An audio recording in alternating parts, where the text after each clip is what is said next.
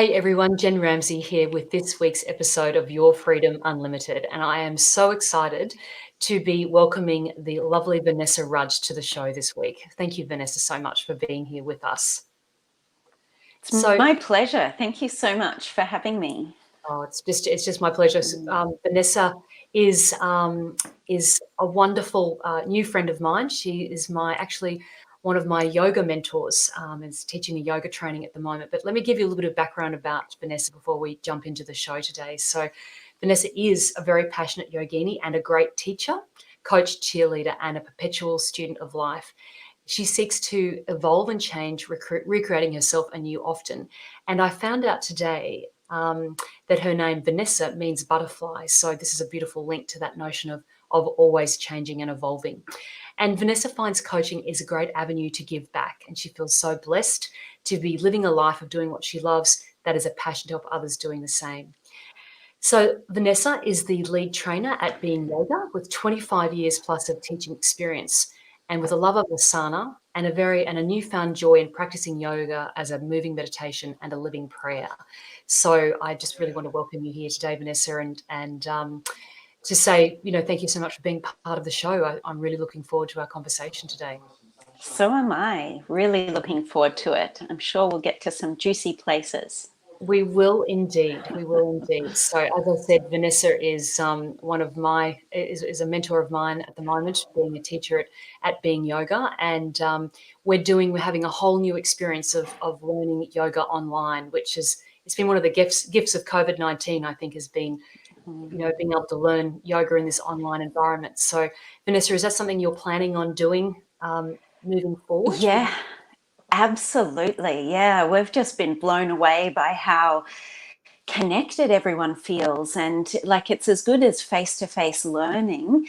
And it's there's so many benefits. You don't have to pay for accommodation or commute anywhere or find babysitters for the kids, though that can be a broadband issue. But no, it's just such a great way to, yeah, it's as good as face-to-face learning. And the challenge for us, good challenge, like for us to grow, is how we can deliver in a in a interesting and engaging way. And so that's really great for us. Having already taught 40 odd courses, it's a total revamp for us as well. So it's good growth all around.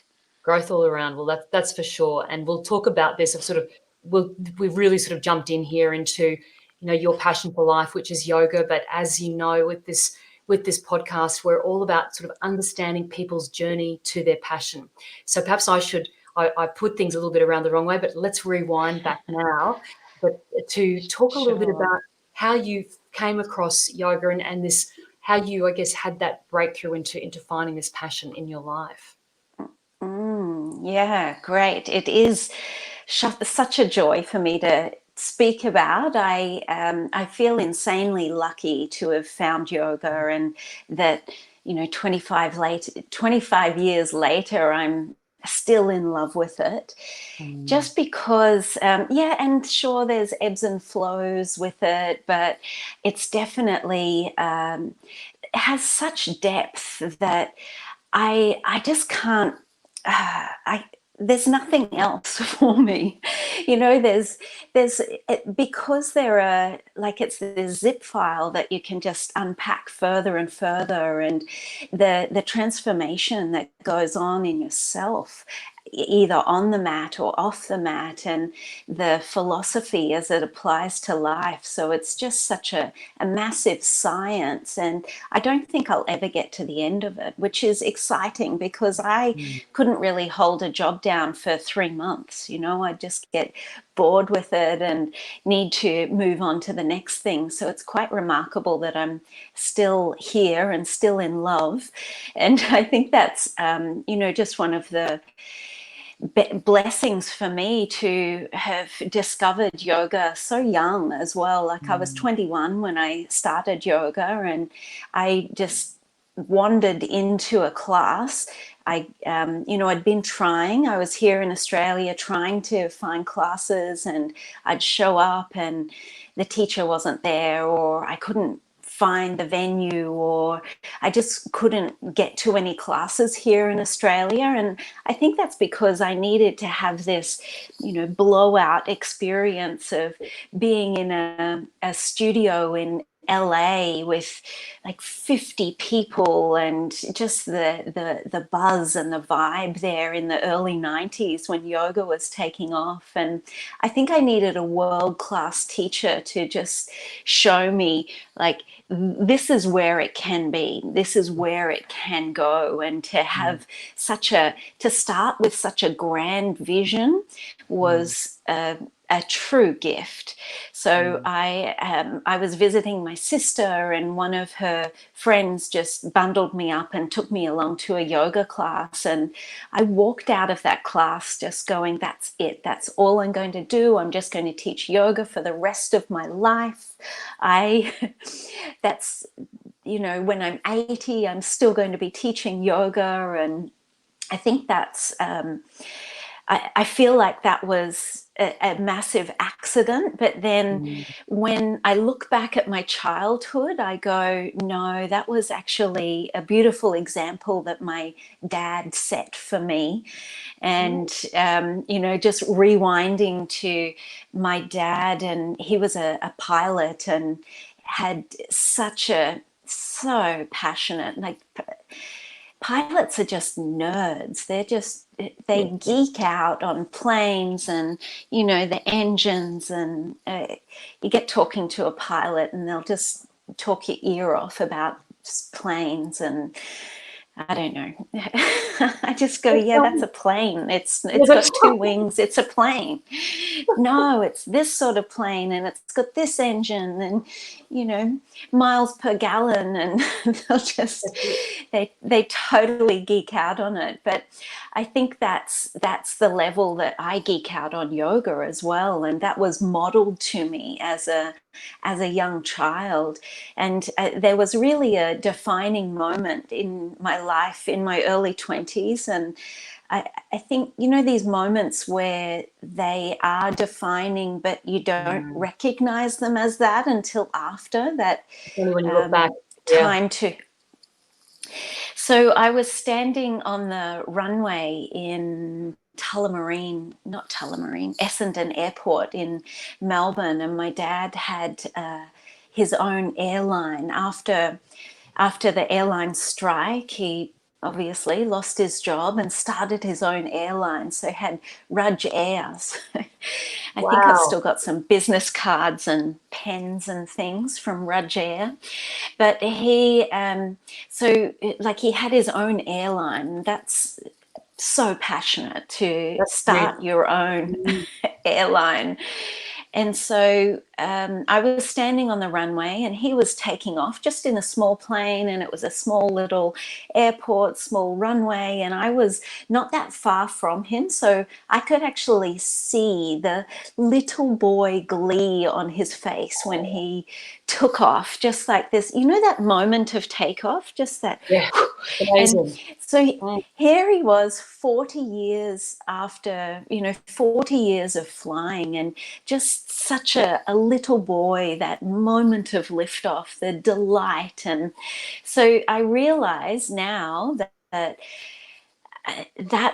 in that moment, he showed me that, yes, you can have a job that you love for life, and you can be paid handsomely for it, and that you can share that gift with others. And when you have that light and that passion, that it actually changes the lives of others as well. The adventures that he took me on back in the day before 9/11, just sitting in the jump seat. Come on, we're going to Perth for the weekend, and overnights and things. Just such a blessed life to have that you can live a life of passion modeled to me so beautifully. Absolutely. And I'm forever grateful for that. And he passed last year, and I feel like that has made it even more important for me to shout it from the mountaintop that you Yeah. can have a life that you Mm. love, you can have this passion and this joy, and that it is freedom. Like, it Yes. doesn't matter what others say, and it doesn't have to look any way. It can just, yeah, it's your own beautiful, unique expression of that. Something that, yes, Mm. absolutely. What a great way to put it, Vanessa. It's your own beautiful, unique expression. And what an incredible story. I mean, as you were telling me that story about your dad and standing there on the runway, I was feeling goosebumps. I was feeling his glee and his excitement, and what an amazing role model of a father. And Mm-hmm. again, flying. I mean, flying's the ultimate, isn't it? It's the ultimate experience of freedom. To be able to lift off Totally. from the earth and just Totally. go, and then as a family to be able to say, let's go in our own plane to Perth for the weekend or wherever it was. I mean, that's quite a distance. Amazing. That's right. For anyone listening overseas, that's a 6-hour journey. That's not a short journey.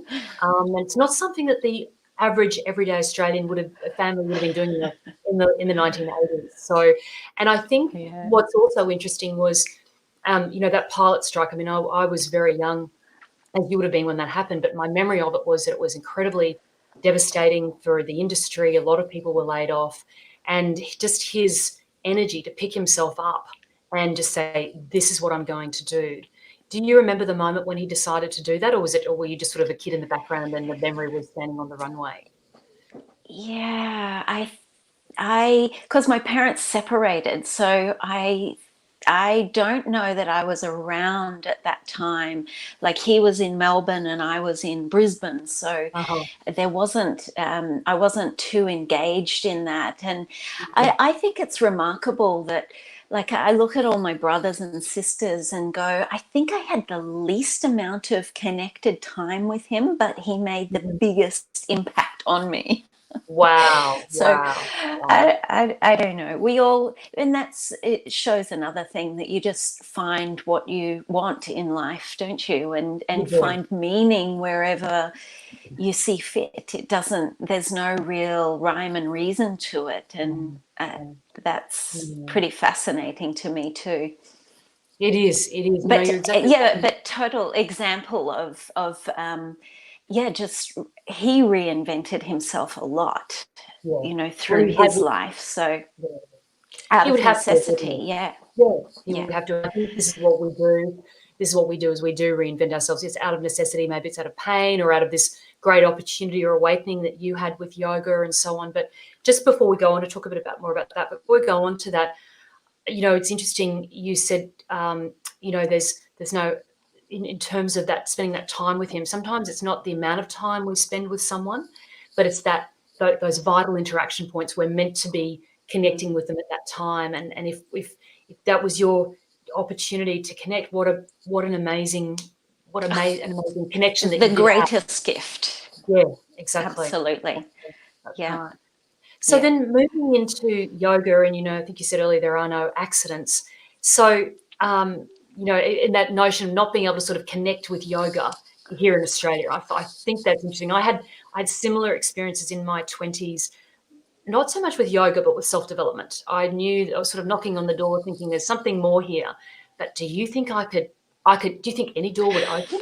It was just like every door was shut until I got to Yeah. about 30. But that was then the time for me. But so I just find it interesting that here in Australia that it wasn't the right time to connect. But then you go to the States and you have this mind-blowing experience within this class. So you tell us what happened from there. So you go to this class, you have this amazing experience. What happened from there?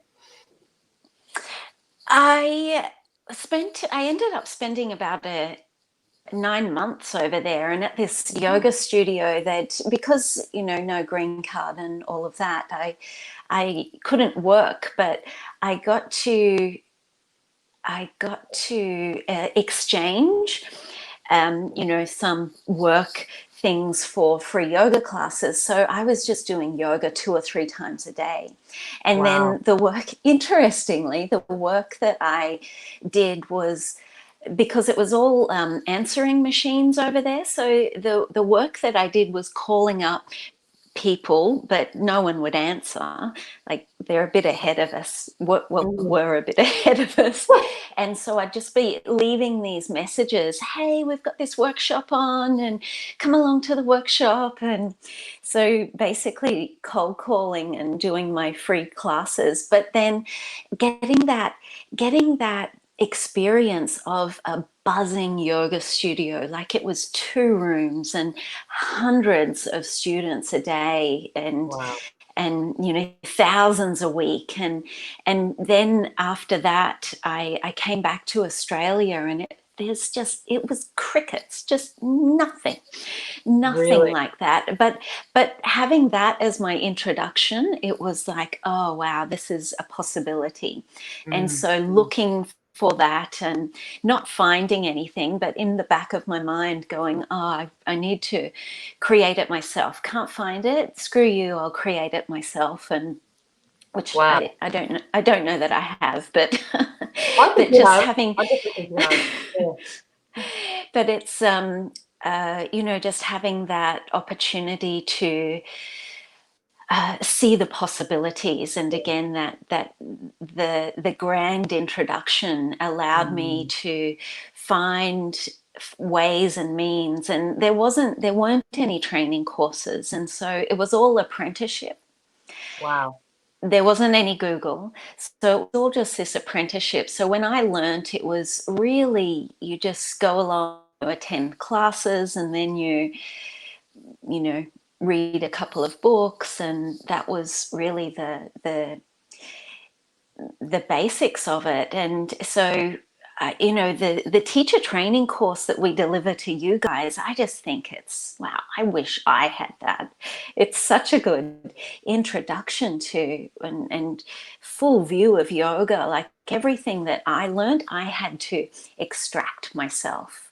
Wow. And I guess that's fine, because I'm an interested learner. I was right in there and committed. But yeah, just totally different ways of learning now. And I think, you know, Absolutely. getting back to Zoom, and just how I'm still blown away at how cool it is just to, and even to do this. Like, we Yes. can do this little conversation that can inspire others. And yeah, That's I right. think that the reach just becomes that much broader, and people can find, and that there are no accidents. You know, No. they're scrolling through, and boom, your podcast comes up. Or Mhm. it's great, it's It so is great great. It for is great. getting the word out. Yeah. It really is. No, I you're don't exactly. know, where were we going? Well, no, we're talking about sort of Virginia and about how you had that experience into yoga, and I think I mean, how fascinating. You really are a pioneer of yoga in Australia, so we've got a lot to thank you for. But Thank I'm you. just thinking back to the 1990s and answering machines, and I mean, there's some people listening to this podcast who have no Iceberg experience. lettuce. Pardon? Iceberg lettuce, spinach and rocket, or arugula if you're in Florida. I just remember the health food shops in LA, they were insane. And then I just came back here, and it was iceberg lettuce, or iceberg lettuce. Exactly. Yeah, Well, yeah, someone had to yeah, be the pioneer and the mover and shaker, and yeah, Vanessa, it sounds like it was yeah. you. Like how far have we come? How far have we come, Yeah, you know? and I guess that's it's been great to be part of the journey, and Mm, to watch it evolve and grow and explode as yes, well. And yeah, definitely. that makes my heart sing too, because I just have this real belief that if everyone on the planet did yoga, then it would be a different planet. Yeah, I That, agree with you you. know, Mm, mm, and so I don't care how many teachers there are. There's always uh, students, and there's always people waking up to yoga. And the more it can get out there, the better. Yeah. absolutely. Yeah, But then, yeah, I mean, I've got.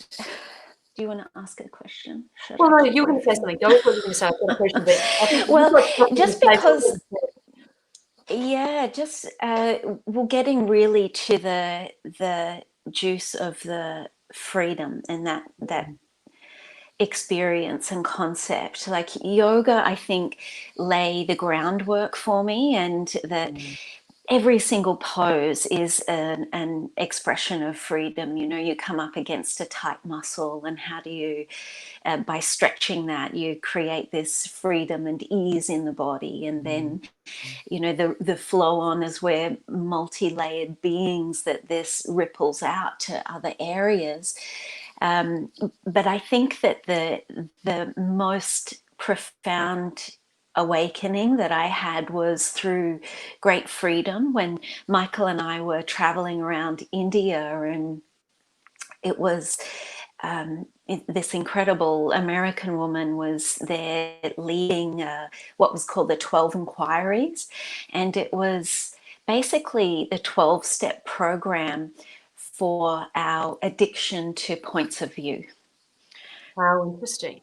Let's It tell was me more. very interesting. It Mm. was very interesting. So what was that, 15, no, maybe 14, 13 years ago, and Wow. it was in Rishikesh, and we had the time, we were there for 12 days. We'd do like one step a day, and you know, make amends and do all of that for our points of view that we have. And really, that was such a game changer for me. I think that yoga had created a fertile ground, but then this just through the processes and the questioning, just really recognizing, wow, every single thought that I have, every single belief that I have, every single point of view that I have, that has been instilled in me through society, through my parents, through my experiences, and that was just, it just blew everything wide open. And there was an element of what Candace called the being in a free fall, and there's nothing to hold on to, but there's no bottom either. So you're just like, ah. It can be a little, it was at times a little disorienting, like there's nothing to hold on to. And I know that that was a really deeply profound shift and awakening, probably one of the biggest that I've had in Wow. in that movement towards freedom. Wow. Yeah. So in terms of that, that's I haven't heard you speak about that before. So let's just talk a little bit about that now. So is this really, so if I understand, it was a 12 days or 12 steps to just let go of how you, the conditioning, how you think things should be, or how you're perhaps brought up to think things should be, sort of the I guess the illusion that we talk about. I think in yogic terms we talk about is Illusion. the layla. So Yeah. is that what, just to, for us to really understand what you went through in that process, was it just like a letting go and then an opening up to new possibilities?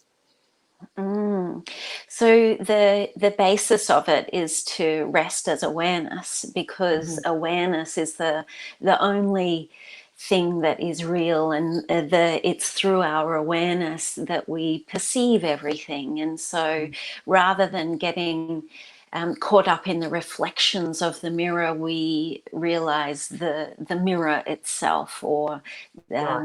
the but it's not that separation. It's not like being a witness or an observer, because that, you know, that's just adding more people to the game. Yeah. Like it's strips complicating things, if you like. It's just, it's through your awareness that you recognize everything. So rather than getting caught up in realizing or recognizing these points, you just become the awareness itself. So there's, And you're so really, that, sorry, go on. no, you go. So So you're really, that's the short moments many times. So right. Yeah. as often as you can, you come back and rest as awareness, The rest rather is than being caught up in the lila, the maya, the display, the passing display. the theater of this, the story of our lives. Yeah, absolutely. I understand. So it's coming back to that really that understanding, that awareness of self, but almost the unity, the connection, that deeper connection with source. Is that what you're talking about there, Vanessa?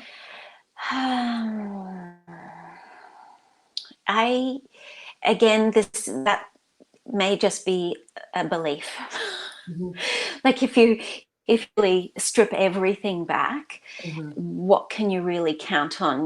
Maybe you heard that nice idea sometime and have attached to it and gone, yeah, that's the truth. But the truth is, as we know, has a lot more flexibility and fluidity and is Depending different on the for person. everyone. That's it, depending on the person. Yeah. So it's to a degree, it's not sexy. Doesn't need to be And sexy work. and then I think that once having that realization, then I went into more of the tantric perspective of, okay, I know it's a game, I know it's all illusion. How can I tweak things for my benefit and for the benefit of others? So this is where enter NLP and like neuro linguistic programming and all of the processes and understandings of that and language patterns. And I've gone, okay, from that free fall, can't hold on to anything, can I go, well, I'm going to look at everything and see if it works for me. And really, shaping your life the way you would like to. Exactly. I understand what Exactly. you're saying. That's right. So once you came to this point of awareness and Rikesh, it was like, okay, I've actually got this opportunity to see, like, the veils dropped away, the illusions dropped away. I've got this chance now to actually create my awareness, my experience the way that I would like to, and then moving into NLP to start using some of those tools to do that. Exactly. And we're talking, that's 15 years. It wasn't an overnight thing. No. So what happened next? You left India. Did you come back to Australia? And was that? Yeah, so came back to Australia and in that free fall, like there was a bit of reckless abandon, like, nothing matters, and you've got to, this ebb and flow and just go from, I guess we called it research, doing more research in point of view. That's great. And Life, isn't it? and then playing the game of, well, if I'm consciously aware of doing research, then is that okay? And all of the little games that we play, and even to a degree, just going, well, what is yoga? What is meditation? If these are just beliefs, they're just constructs of the mind. And so there was an element of really how to say, falling by the wayside. Just off the wagon. We never know, is it off the wagon, on the wagon? I think it's off the Anyway, just wagon. Off the wagon. and just like, if none of it matters, then just go for it. Like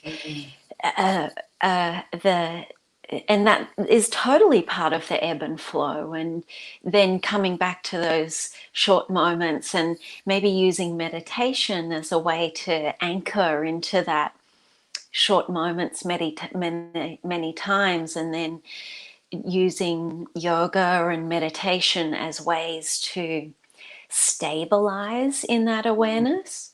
Yep.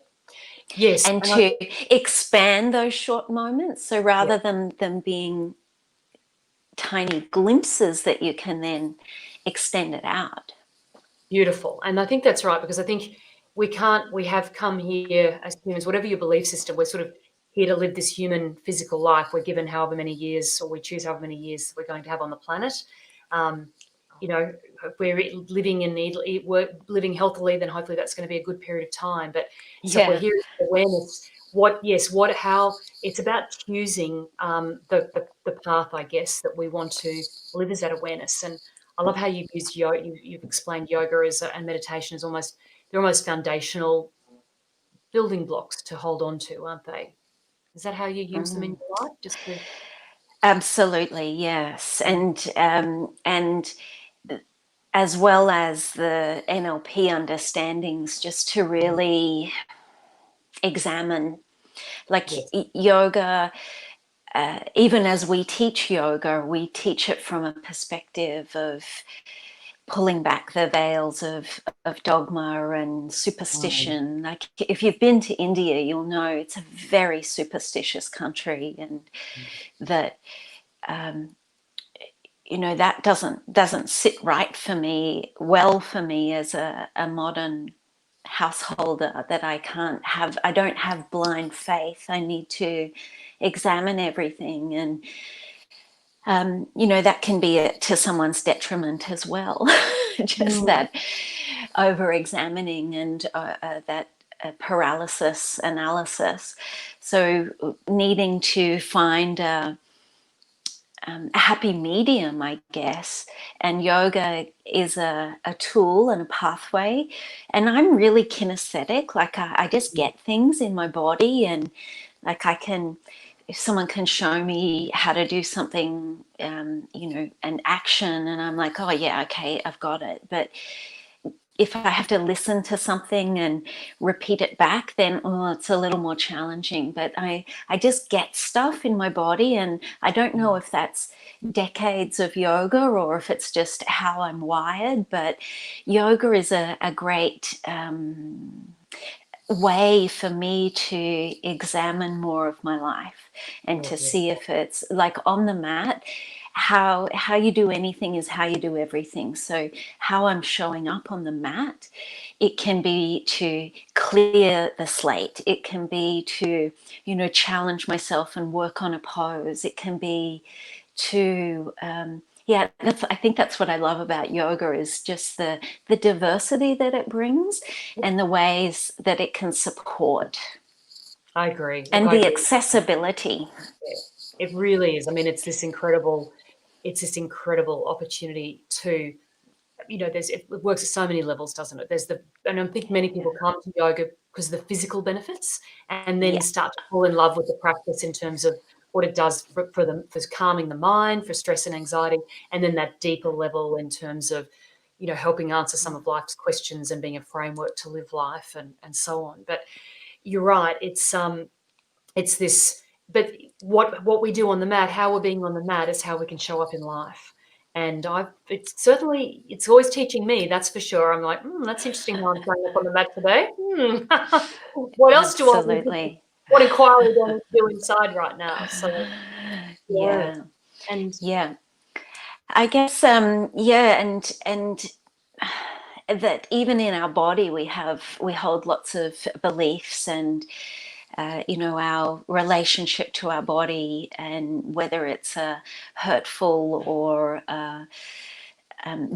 demeaning conversation that you're having with your body and on the mat, or is it a loving, compassionate conversation that will uplift, and one of gratitude. Oh, gratitude.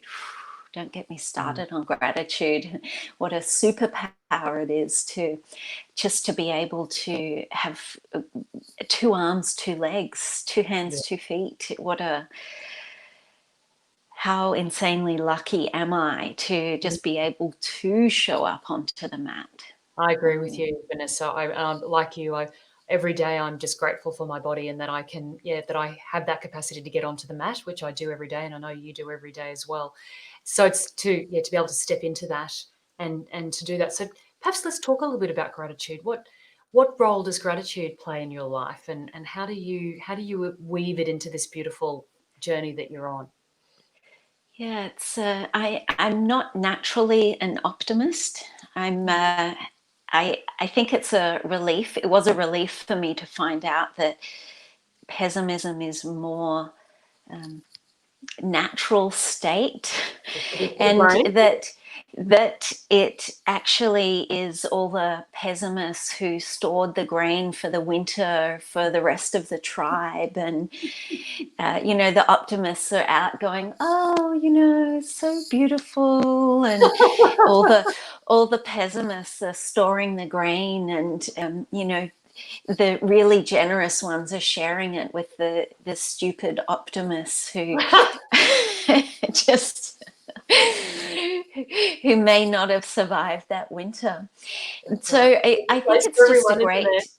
great. Exactly, yeah. Mm. So for me, recognizing that pessimism is more of a biological Yes. state and biological Yep. understanding, and Mm. so I feel like I've become more of a learned optimist, and that Mhm. gratitude has been a massive part in that, and Mm. just what went well in positive psychology, what went Mm. well and why, what is it, there's always things to be grateful for, and how that, again, in me, that kinesthetic shift from Mm. lack, from maybe negativity to Mm. it's a biological, physiological tingling sensation that arises as I practice gratitude, and that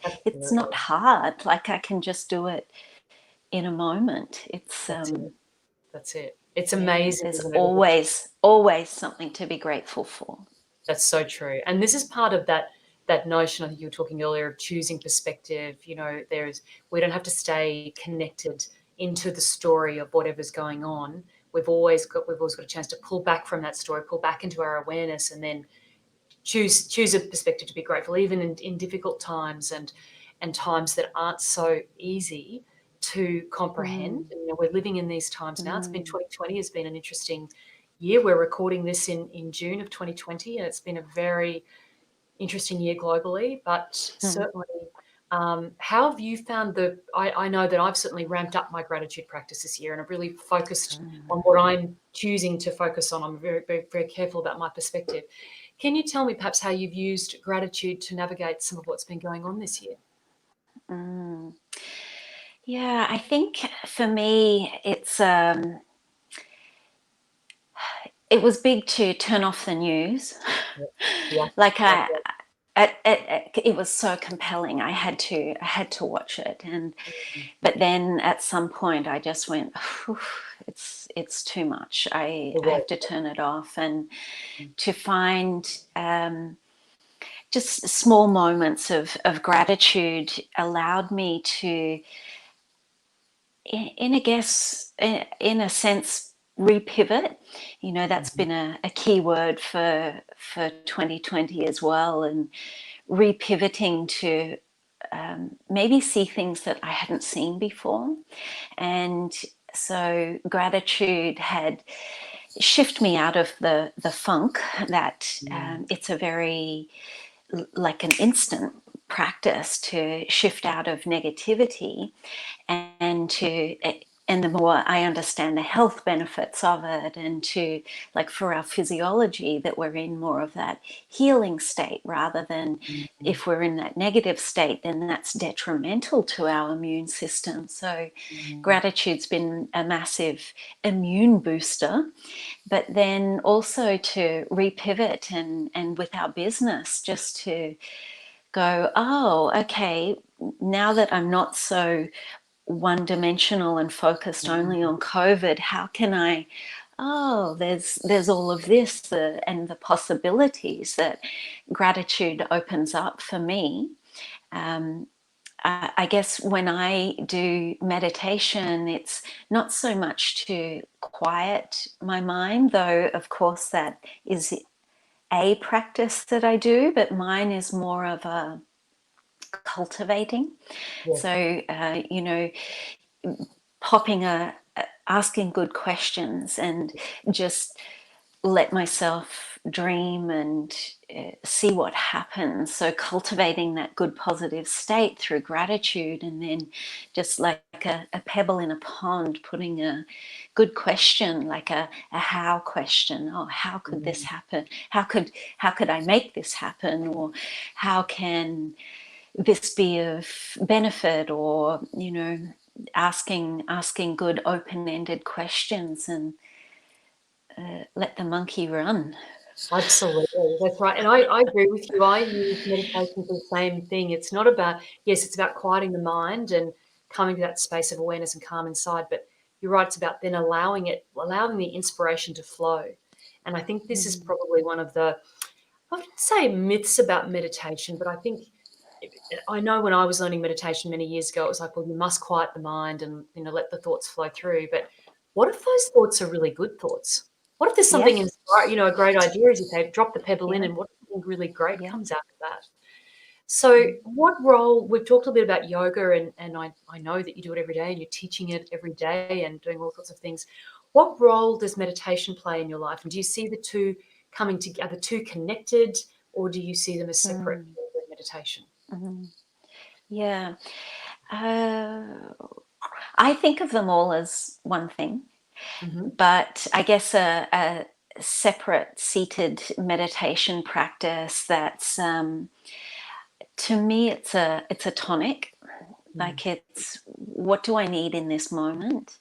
And again, knowing that I'm just playing the game, and what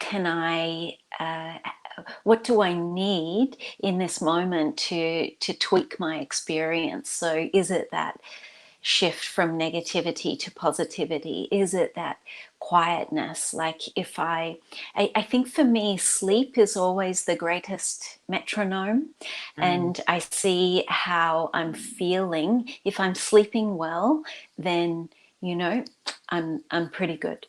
But sleep's often the first thing to go for me. Yeah. Like, if I've got anything going on in my life, I just I'm churning at 3 a.m. going, oh, you know, thinking through. So I'll just get up and meditate, and make it a more what needs to happen here. And Mm. then and sometimes for me, like, a meditation can just be a list. Like, like I'll sit down in quiet meditation, but with a piece of paper and pen beside me, and just, okay, what needs to come out? And then I get stuff down on paper, and Mm. then there's this quietness. Like, you know, the ripples on the pond have come out, and then there's this stillness, The and calm.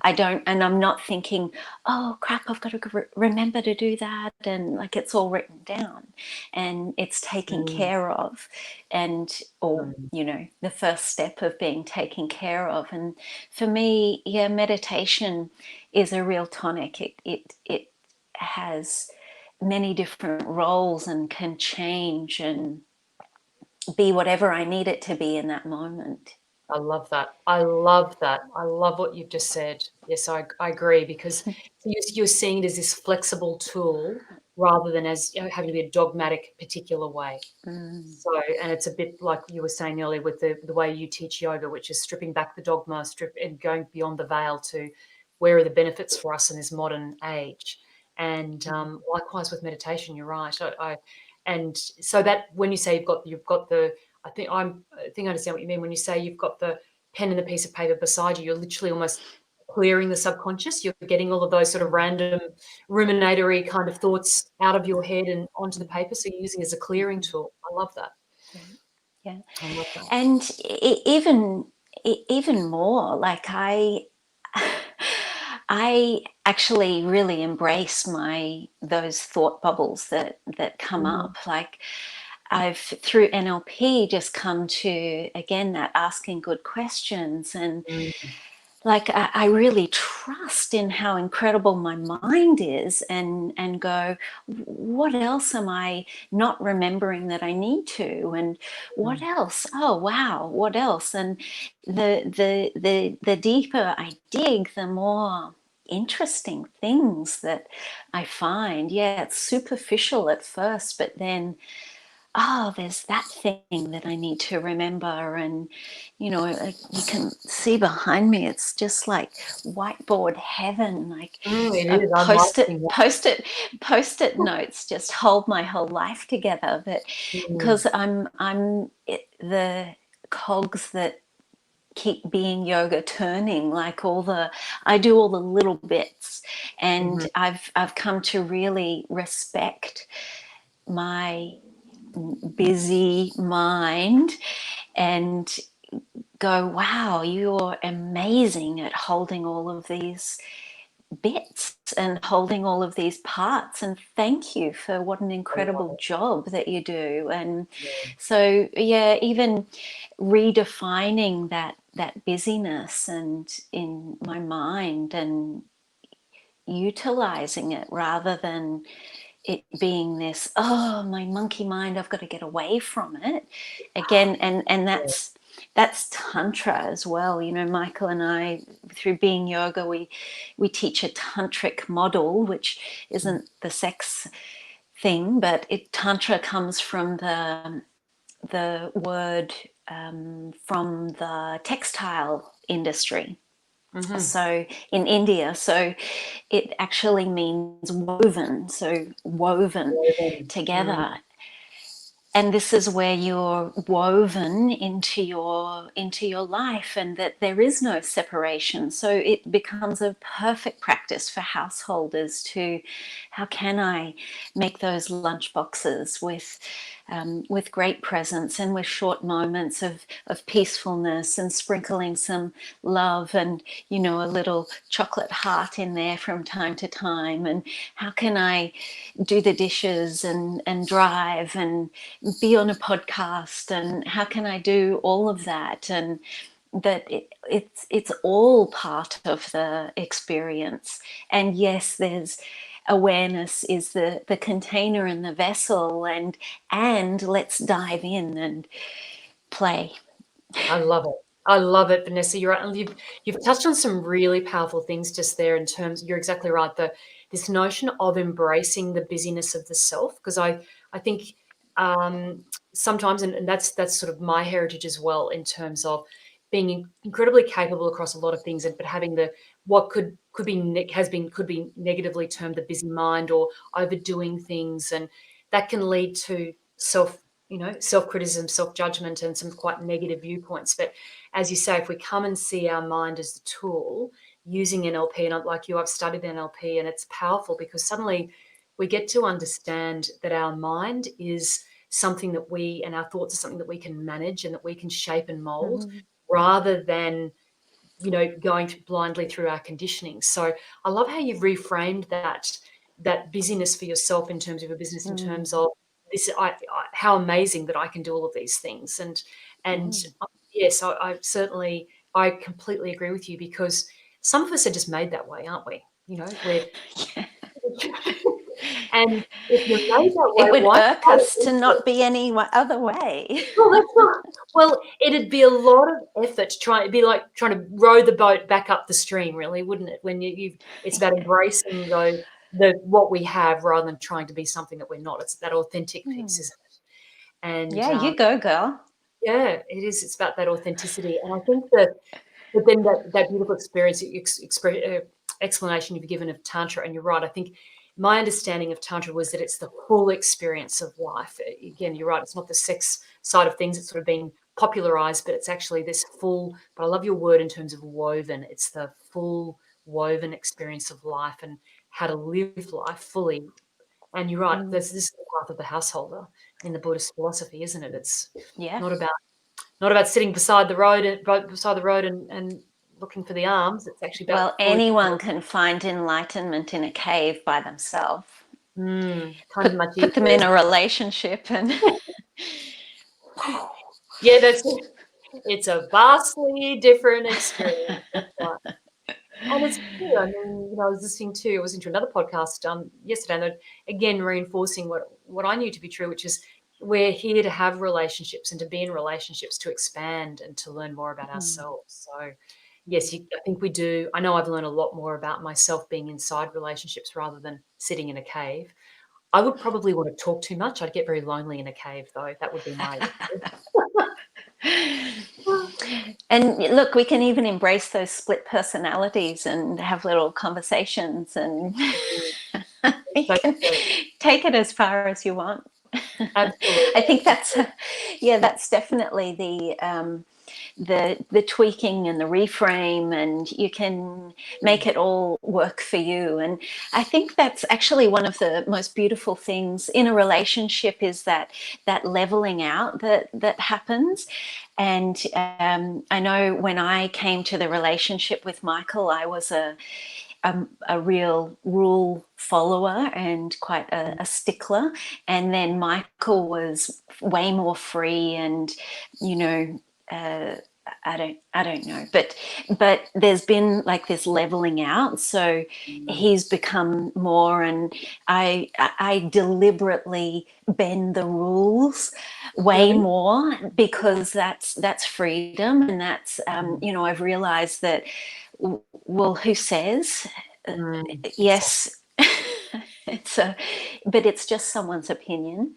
And Yeah. so that has been, it's almost a practice, like, well, how can I bend the rules as long as it's not hurting anyone, and make things work for you know, and to be free in that. It Mm. sounds bad, doesn't it? I'm still a good No, person. you are a great person, Vanessa. I know it.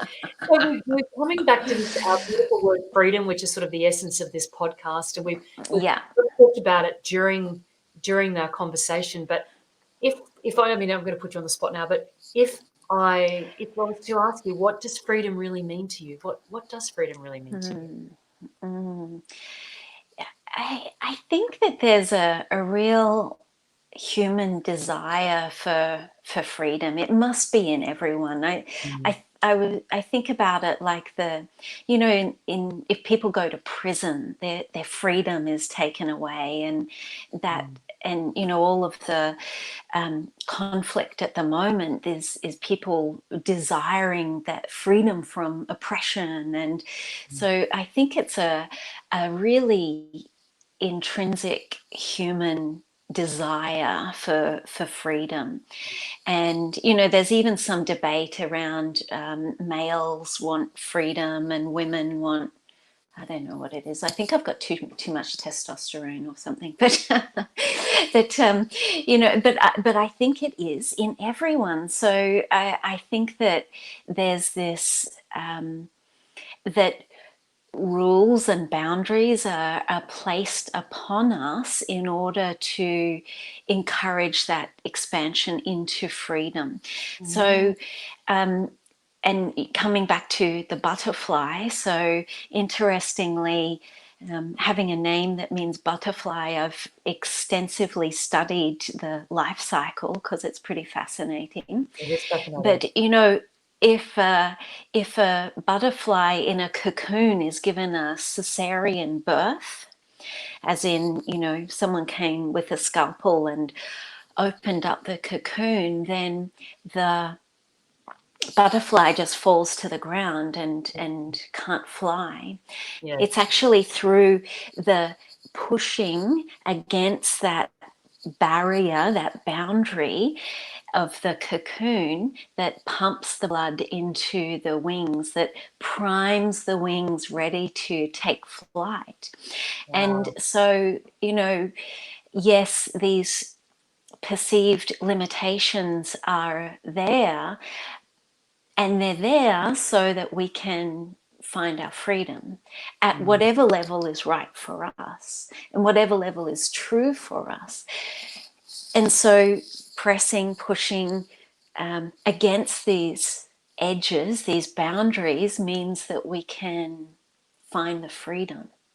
Beautiful. I love it. So it's really about what you're saying there. It's beautiful. It's really about understanding it's this innate essence that we all think that we're all striving for, but to move past the fear and the limitations, whether they're perceived or real. Sometimes a perceived limitation can be just as a bigger barrier as a real barrier, but to push past your fear to move to that freedom. That's very powerful. And that they are there especially like just for you to find Yeah. freedom. Yes. Without those limitations and barriers, inner or outer, you wouldn't know the taste of freedom. That's so true. So They true. are, woven. This is the barrier and the freedom are two sides of the one coin. I can't know one without the other. Mm. So this reframe to look at our perceived limitations and whatever they are, to actually see them as a path, A path a forward. vehicle. Mm. Yeah, for thank you so much for being here. Like Yes. for me, deliberately bending the rules. Like, Mm. oh, okay, I'm in a car park and the sign says go that way. Could I Is go the that other way? what would happen if I did? What would happen if I did? Would anyone, what would that mean? But you're right. That's great. It's just that moving through, and I love that, seeing that it's not an accident even that those barriers are there. They're there for our own growth and our own progression. There are no accidents. This Thank is the you. path we've chosen. Yeah, Thank you, barriers. Thank you. Thank you, yeah, barriers. yeah. Thank you. And now let me move forward. Let me move past them. Yeah. So for Yeah. anyone feeling stuck right now, anyone who might be feeling a little stuck somewhere, perhaps somewhere in their life, if you've got one tip that you could give them Yeah. in terms of how to move past that, or something that you do, just a little tip an actionable tip that they can take away. Yes. It was sometimes when you buy a book just for the title and then you actually don't even read the book. Mhm. Yes. I I bought a book, Is That a Useful Belief? And all I needed was the question. I Huh. actually don't think I've read the book, but is that a useful belief? And if Mm. anyone is feeling stuck, because often these feelings of being stuck are, just an internal dialogue or a limiting belief. So, is this a useful belief? Is this a useful belief? Great quote. Is What a this a great useful belief? yes. What a great question. So we can just ask ourselves that if we're feeling stuck, is this a useful Yeah, belief right now? And 9 times yeah, out of 10, they are not. yeah, If the saber-toothed tiger is in the corner about to get you, possibly that's a yeah, useful belief, but a lot of the others yeah. aren't, are they? Mm. Yeah, yeah. Yeah, I had a teacher just the other day say, "Oh, I feel so tired after teaching a yin yoga class. I feel so drained, like I've taken on all of the students' negativity and it's really challenging and I'm just exhausted afterwards." And I went, is Mm. that a useful belief? Is Yeah. that, that's just a belief, because I can teach a yin or restorative class and just feel amazing afterwards because I've Mm. dropped into deep relaxation and I'm feeling rejuvenated. And I said to her, well, would it be more useful to just believe that all the students negativity just drops down onto the carpet and the floor and you just vacuum it up afterwards, and then you empty the vacuum cleaner when you're about to leave? And that maybe that's a better belief, that's a more useful belief than feeling like I have to bear the burden of Absolutely. my yoga students. Yeah, Mm. so constantly checking in, is that a useful belief, and just Mm. rearranging, reframing to Those make beliefs. it a useful belief. That's exactly right. No, I love that, Vanessa. Thank you. It's such a great tip, and it's very much in alignment with what I teach at Your Freedom Unlimited, which is really we create our own reality. It's actually not for anyone else, when we can choose exactly what we believe in any circumstance. So what a great conversation we've had today. I really have just, it's been very wide ranging. We've covered a lot of things, but this notion of freedom and moving beyond freedom is when we get to move beyond any barriers that we perceive. So thank you so much. But I'd love you to now to share with us where people can connect with you more if they'd like to connect with you more, and perhaps find out more about Yeah. the Being Yoga way of life and teacher training? Sure. Yeah, of course. I have another passion, which is building websites. So I have Oh, I did you not know, know that about you. all the, all the little branches and arms of Vanessa. I've just put into one website. So it's Vanessa Rudge, my name.com, and Mhm. then they can find all the other areas that I explore. So, being yoga as well as coaching. I'm on Instagram as a Yogini Vanessa. I quite like Instagram fun photos. And Good. then, and also, I've got a new endeavor, Mums Unleashed. So it's about mums finding their passion and purpose and rewriting their story after motherhood has been so consuming and Beautiful. compelling. So, who are they after motherhood and What a great, guiding them? how great Yeah, is guiding that? them. That is Mm. fantastic. Well, I think that's everyone just needs to go to vanessarudge.com. That'll be easy for people to find, and then they can connect with you in whatever way in any of those different areas. So I really appreciate your time today, and thank you so much for this conversation and for sharing so much of your journey and how you've connected into freedom for yourself. And lots more to come by the It's same been token. Yeah, it's been an absolute pleasure.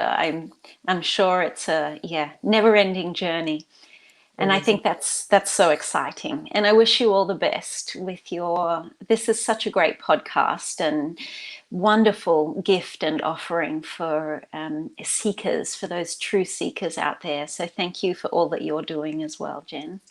Thanks, Vanessa. We will talk Mhm. very soon. Take care. Yeah, see you.